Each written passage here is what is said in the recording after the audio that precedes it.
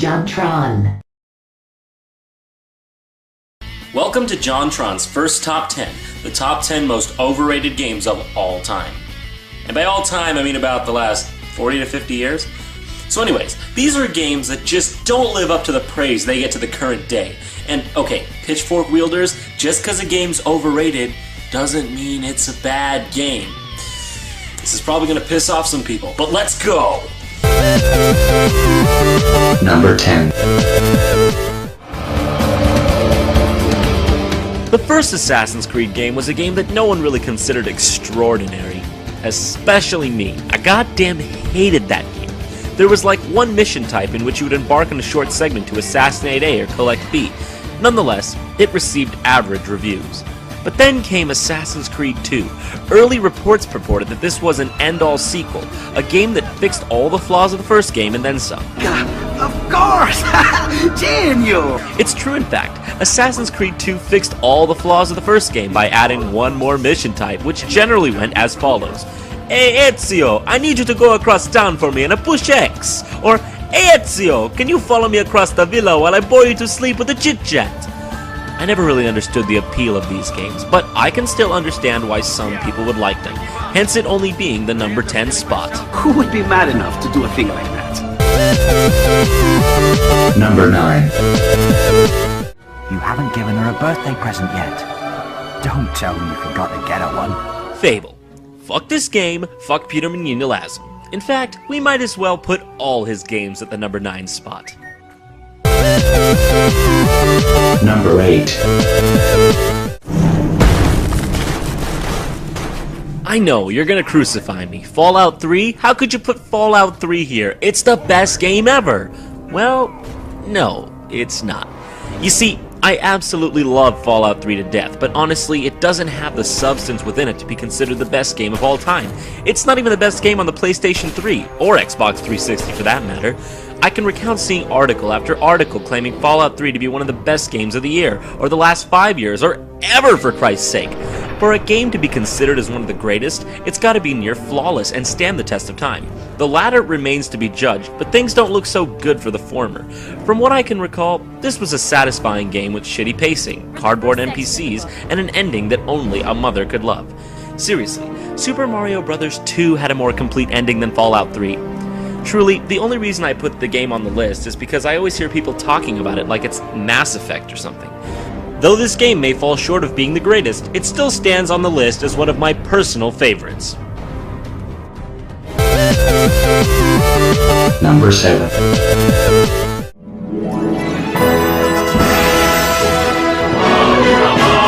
Super Smash Bros. Previous, meaning any game that came before the currently standing Super Smash Bros. Title.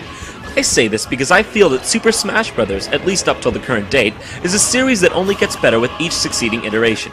I can't tell you the amount of times I've encountered a friend who doesn't want to play Brawl because it's broken. No, you're wrong, anonymous friend, it isn't.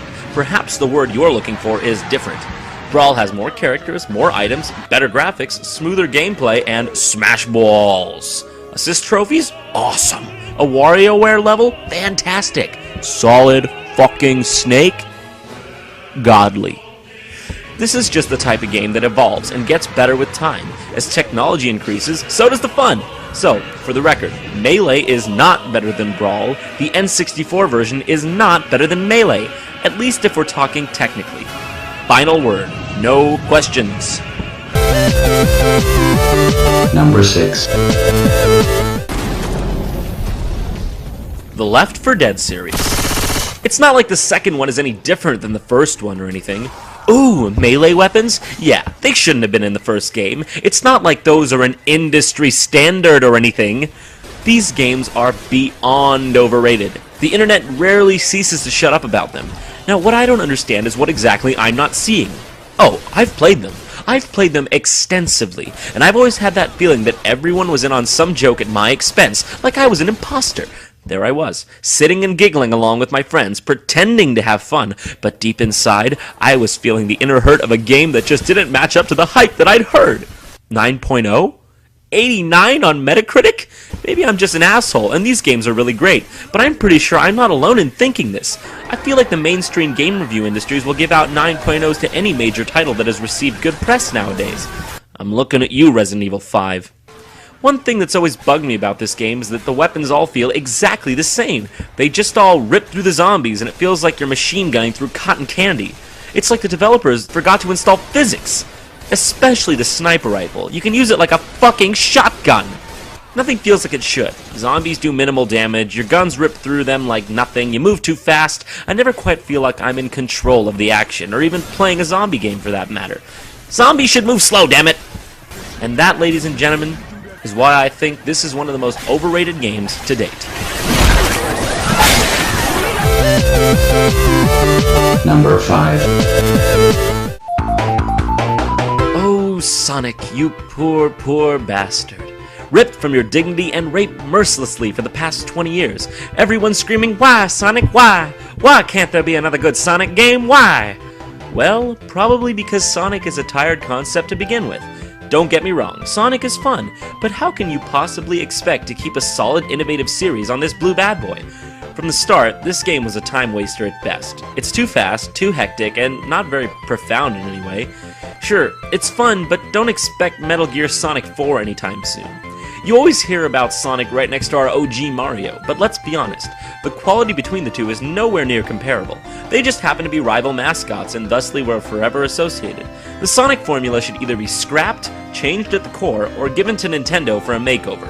It seems like you never stop hearing about Sonic the damn Hedgehog these days, even though he's been dead in the backyard with a bullet in his head for the better portion of 15 years. Which is why I place him at number 5 on this countdown. Number 4.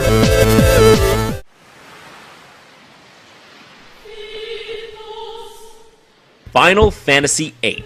Fuck this game. Seriously, take this game out back and fuck it. I hate this piece of shit game. I hate it with all the strength I can muster. This game sometimes gets praised as being the best Final Fantasy game in the series, and that alone is a bold statement. The Final Fantasy series is home to some fine gaming masterpieces that truly set the bar for RPGs at the time they were made. Final Fantasy VIII, however, takes the prestigious name of Final Fantasy, smears it all over its ass, and jumps around the public mall like a cat in heat. Let's start with the magic system, or junction system. Don't understand it? Neither do I. But don't worry, the game makes sure to explain it to you in the first 10 minutes.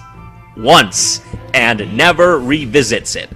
Apparently, you're supposed to junction your magic to your stats to make them better and more powerful, but you wouldn't know that unless someone told you or unless you were a fucking genius, at least back then when the internet wasn't as common as a tool.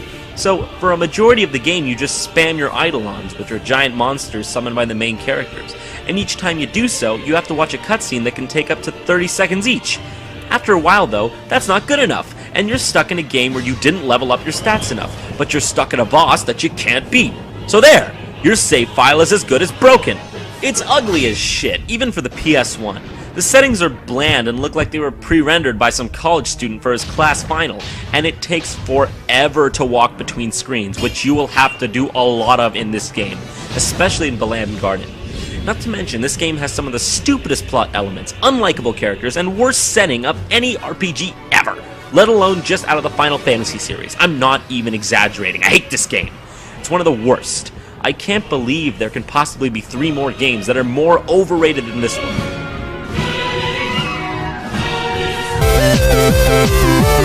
Number 3.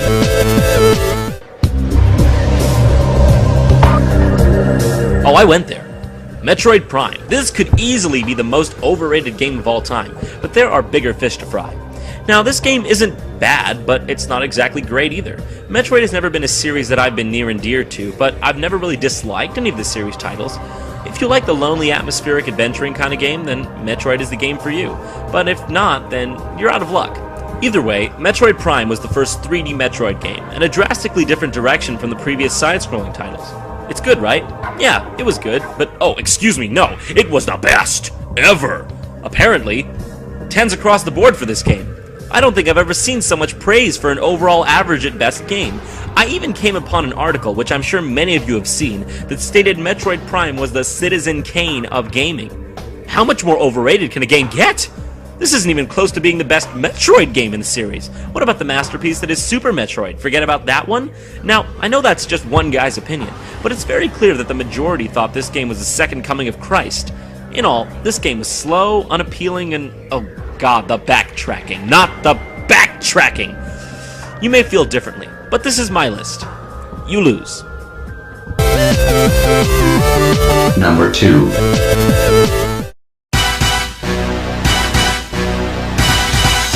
.007 GoldenEye. I can hear the pitchforks coming from a nation away. Let me just go ahead and say, for you fuckers out there who are pointing your crosshairs at me right now, I love this game. Or should I say, I loved this game. When I was a kid of around 7 or 8, this game was the shit. There was no better game for hot, 4-player, young boy, video game action. Get something to drink right there? Oh, please, have a seat. Sure. Please. And this was with good reason, because this game basically perfected a genre that had yet to see a competent release on a console system. Sure, there was Doom and Wolfenstein 3D on the SNES beforehand, and sure, there was even Turok Dinosaur Hunter for the N64 itself a few months prior, but no one got it right just like Jamesy did. Oh, Jamesy, you can take advantage of me and dump me for the next hot chick any day. The controls were perfect, the graphics were amazing, the context-sensitive hit points were revolutionary, the style, the music, the rhythm, all 100% perfect. Were. Nowadays, 007 GoldenEye is about as appealing as Grandpa farting at Thanksgiving dinner. The controls are wobbly, the graphics are downright pukey, the context-sensitive hit points are plain stupid, and pretty much everything else about it is aged as well as a 12-day-old meatloaf. It's downright bad. Now, obviously, that's not a bad thing, because the game's old. We expect that, and we embrace what it did for the genre. But when we see something like this... Who here would say that it's one of the greatest shooters of all time? Everybody. Like, if you hooked it up now, I'd be down to play. Let's say that after 13 years of gaming innovation, a new GoldenEye game is coming up. Oh my god! Yes. Wrong! Sure, the game was great back then, but first-person shooters as a genre don't age very well. GoldenEye today barely holds a candle to the most mediocre first-person shooters of today. So take off your nostalgia blinders, people. There is better stuff out there. Jumpman isn't better than Super Mario Bros. 3, and Birth of a Nation isn't better than Citizen Kane. That's just how this type of thing works. So if I hear one more person tell me that Modern Warfare 2 sucks, and they'd rather play GoldenEye cause it's better, then they're gonna get a PP7 to the PP crotch then. Yeah. What's that? You want to know what the 100%, absolutely, for sure, most overrated game of all time is? Do you? Do you? Because chances are, you're not going to like to hear the truth. Flame shield on. Rocket launcher!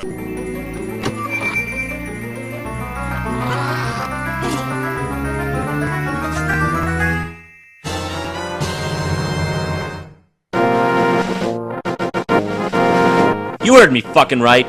Legend of Zelda, A Link to the Past. Now, I played this game as a kid, and you know what? It's fucking great. No, it's fucking legendary. But is it the best? Don't even get me started. Almost all the time when the discussion of the best Zelda games comes up, I hear people try to argue that Link to the Past is the best in the whole series. Now, everyone is entitled to their nostalgia blindness opinion, but I see this so much it sickens me. Literally sickens me. Saying Link to the Past is better than Ocarina of Time, Majora's Mask, Wind Waker, and even Twilight Princess, which I personally don't even like that much, is sadly an uninformed statement. That's like saying air hockey is better than tennis. Sure, you can say that because that's how you feel, but sadly, it's just not true. The intricacies present in a three-dimensional game like tennis just aren't available in a two-dimensional game like air hockey. See what I'm getting at here?